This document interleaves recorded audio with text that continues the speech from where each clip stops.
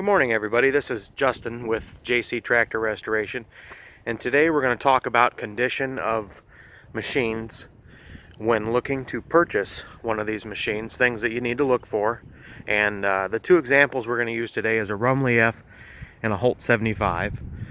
So first we'll start with this Holt 75. This was brought here in the fall to get a little bit of work done, and the owner purchased it and was told it was good and everything else, and then when he got it home he found out that things were not so good on it.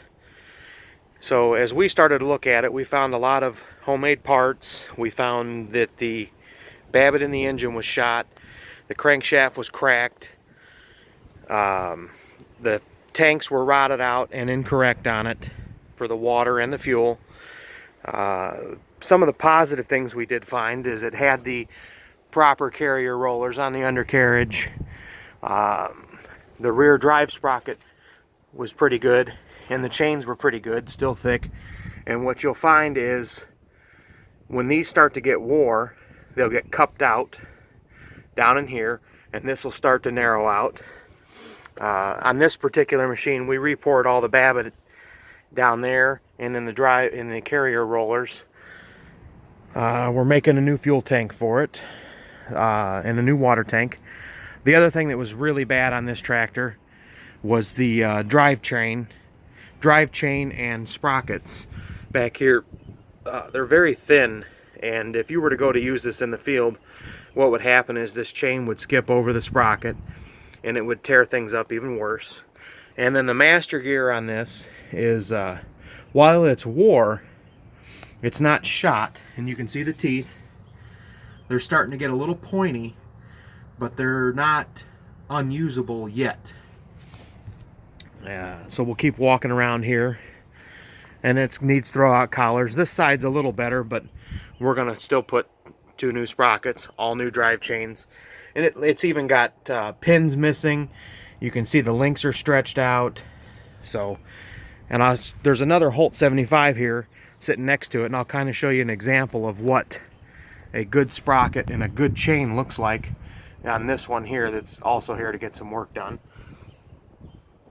So we'll continue to walk around, and again, it's got all the correct undercarriage parts and things like that. Chains, the pads are good. We've took the covers off the transmission and looked at the gears inside, and they're pretty good still. So then we'll talk about a Rumely F next and the gearing on it. And you can see here, like the bull gear, this is pretty bad, and this gear's been flipped and it's wore on both sides, not just the one side. And when the teeth start to get wore, they get cupped and they start to lose their flatness on the top. And sometimes you can look at them from the side and they'll look better than they do from the top. It's always important to get a good top view on a gear, and it's always also important while you're looking at some of these things close, make sure you look at all the cylinder, the block, everything for cracks that could be hidden. This is what a good gear looks like. It's square, it's even on both sides, and you won't see any cupping or anything of that sort. And we always like to look at the clutches. You'll see that this clutch needs to be rebushed and everything like that. Throw out collar's bad. I mean, that's pretty typical of an old tractor. The radiator's leaking. There's hardly a Rumely that the radiator doesn't leak on. You know, and we'll kind of walk around. You'll see that the front axle and front wheels are severely wore. That's pretty common.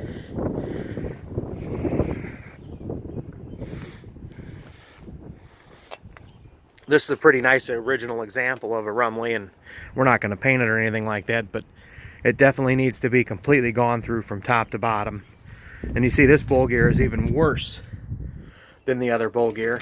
And again, we'll give you a top view so you can see what it looks like. Sometimes people that are selling tractors will take pictures from the side and it'll look like the gear is good, but it's really not.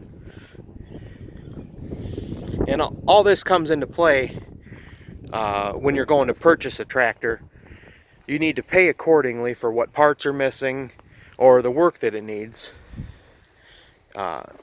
Not necessarily don't buy it, but keep in mind that you're going to spend a significant amount of money to fix it good.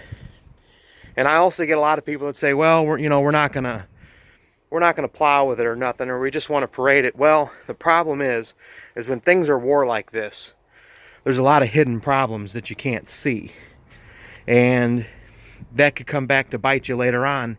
Even in a parade or driving around, something could fall off or break, and then you could do a lot more damage. So it's always important to fix everything that you can.